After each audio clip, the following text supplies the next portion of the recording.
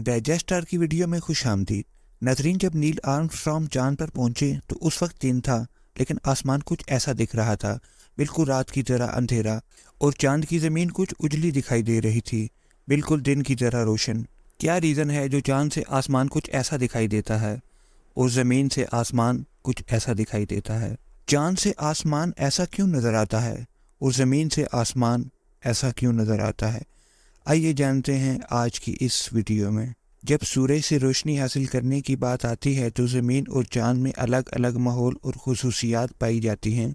ज़मीन सूरज की रोशनी चांद के मुकाबले में बहुत ज़्यादा और शिद्दत से हासिल करती है। ज़मीन सूरज के बहुत करीब है और ज़मीन का घना माहौल सूरज की रोशनी को बिखेर देता है और जज़ब कर लेता है। इसके अलावा ज़मीन अपने महवर पर गर्दिश करती है और सूरज के गिर्द ज़मीन का मदार मुख्तलिफ किस्म के मौसम और दिन रात का माहौल पैदा करता है। ज़मीन और सूरज के दरमियान एक लेयर है जो एटमॉस्फेयर की लेयर है, जो सूरज की रोशनी को हमारे लिए बिखेर देती है, जिससे आसमान रोशन नज़र आता है।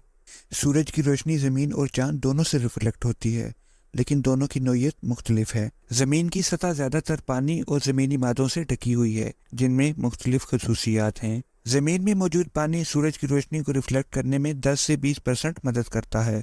इसके अलावा ज़मीन का माहौल जो सूरज की रोशनी को बिखेरने में मदद करता है, जिसकी वजह से आसमान नीला, तुलू आफ्ताब, गरूब आफ्ताब की ज़हरी शक्ल पैदा होती है।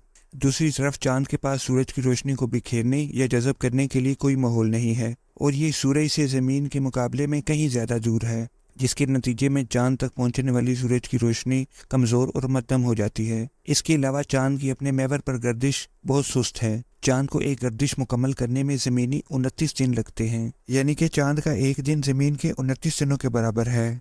और दूसरी तरफ चांद की सतह बारीक और रेतले मवाद से ढकी हुई है, जिसको रेगुलत कहा जाता है, जो पीसे हुए पत्थरों और धूल पर मुश्तमिल होती है, जिसकी वजह से चांद सूरज की रोशनी को रिफ्लेक्ट नहीं कर पाता। चांद सूरज की रोशनी से रोशन तो हो जाता है, लेकिन चांद से जब आसमान को देखा जाए तो रोशनी नजर नहीं आती, क्योंकि चांद सूरज की रोशनी को रिफ्लेक्ट नहीं कर रहा होता, जिसकी वजह से आसमान बिल्कुल अंधेरा नजर आता है।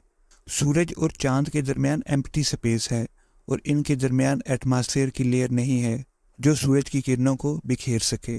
इस वजह से सूरज की रोशनी डायरेक्ट चांद पर पड़ती है तो चांद रोशन हो जाता है।